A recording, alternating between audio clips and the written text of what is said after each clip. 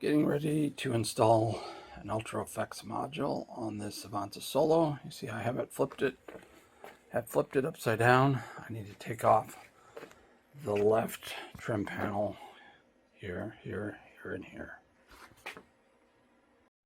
Alright, I got those out. Now in addition to that, there's one around the front of the unit, and then there's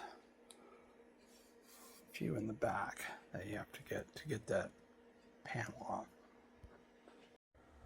So for the record, the ones on the side and the one in the front are considered a T30, and then the two in the back are considered a T8. And basically that removes that panel from the side. Then you remove these 4 T10 screws. Then you remove 10 T8 screws. 2 will be on the opposite side of where the panel comes off, these 2 here. And then there's 8 around the perimeter here.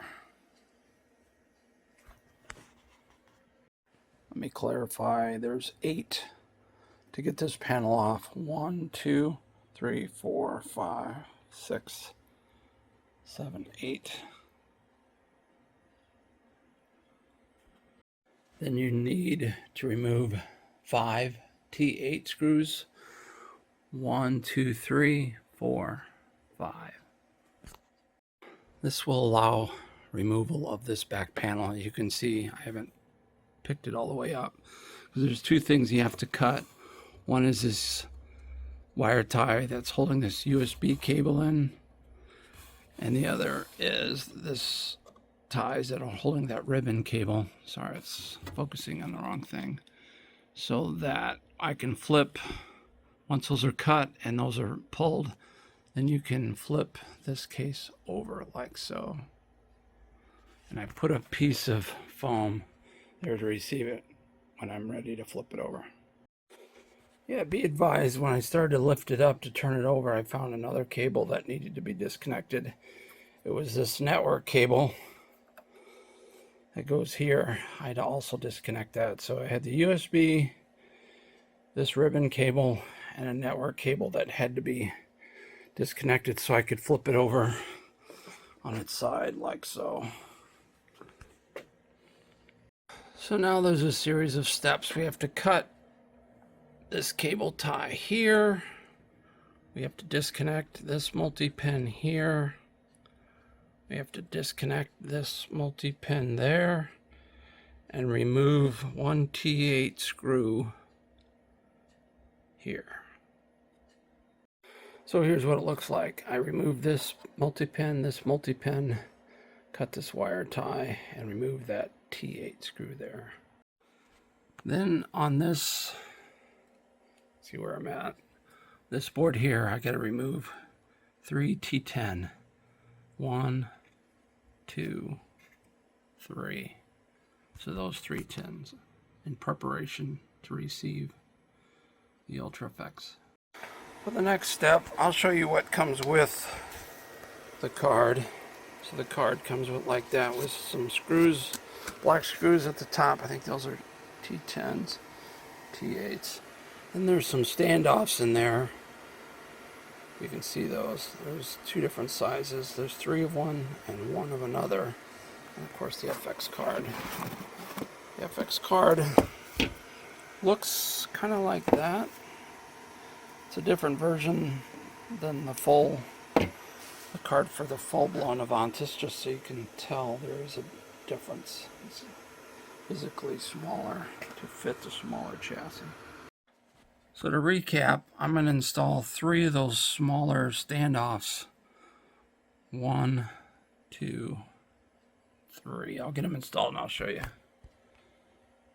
So there is a finished version of the 3 standoffs. You can see they kind of push the board off of this board, or the UltraFX module off the board a little bit.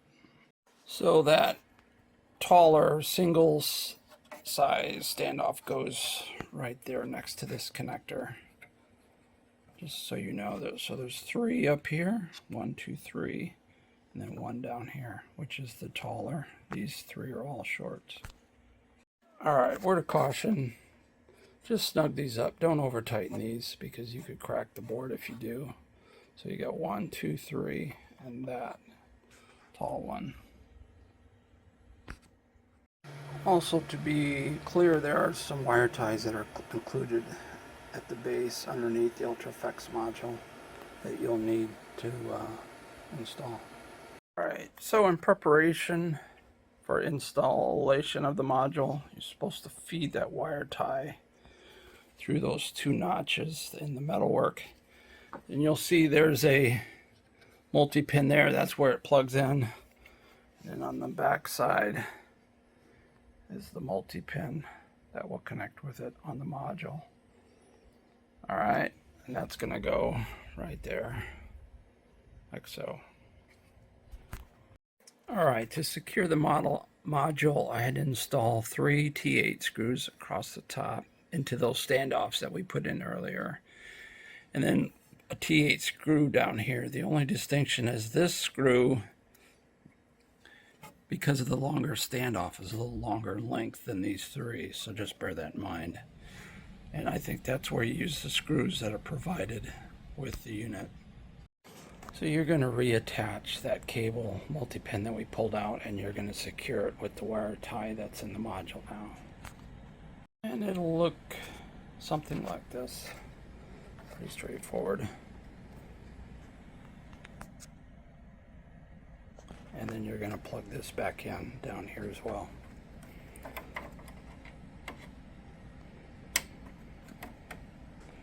All right. So now you're going to get ready to close the unit back up, and you're going to go ahead and prep this connector by feeding your 2 wire ties through that you cut off earlier.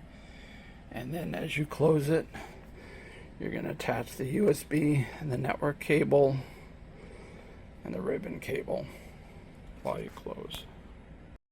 Okay, so now that you can see, I've got the wire ties holding the ribbon cable, and then the USB wire tie is there, and there was an extra, I don't remember cutting off, maybe I did, that I tied to hold the network cable more securely. That has a locking mechanism, so it's a little more secure than the USB. And then I think you can close it up. You can see I propped it open with a screwdriver while I worked. Yeah, I had to fight a little bit to get this underneath here. So just be advised when you go to set it into place, you have to persuade it to get dropped down inside of that. And then on this side here, so it's, make sure it's even before you start putting any screws in. All right. So putting it back together, I'm not sure if you have to go in a particular order, but just to recap, you do these 5, 2, 3, 4, 5 on the side, then these 2 over there, and then of course on the bottom again, 1, 2, 3, 4, 5, 6. Was there 8 on the bottom? 1, 2, 3, 4, 5, 6, 7. Yeah, 8 on the bottom. So just to recap, for tools for this job, you're going to need a T8 and a T10 driver. Normally those are combinations, so that can be done with 1 unit. Some wire cutters for cutting your wire ties and trimming the edges of the new ones. It's T5. So T8, T10, and T30 is the head that does the trim piece you take off at first. And then I used some little needle nose or point pliers to grab some things on occasion. That was helpful. Yeah, when installing the side panel, make sure you put these T5s in. You have to kind of pull that in to get these, I think it's a T8 screws holes to line up.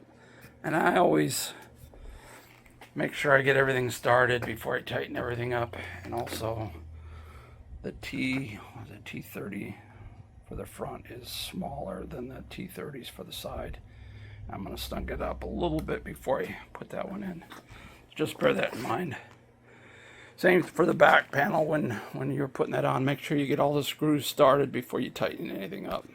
It'll help you. So in recap, these are the wire ties I cut off. These are extra screws that I had. I think that's because they included 3 that we took out, so we replaced some. So don't feel nervous if you have a few extra. I have 3. And yeah, these magnetic screw holders are nice, so you can keep track of your screws and sort them. And if you did it correctly and you go to turn it on, you notice under FX, you should have a UltraFX tab, which means now you can load up some fun stuff. And don't forget, put on your UltraFX stickers showing that the mod is complete. Good luck, have fun.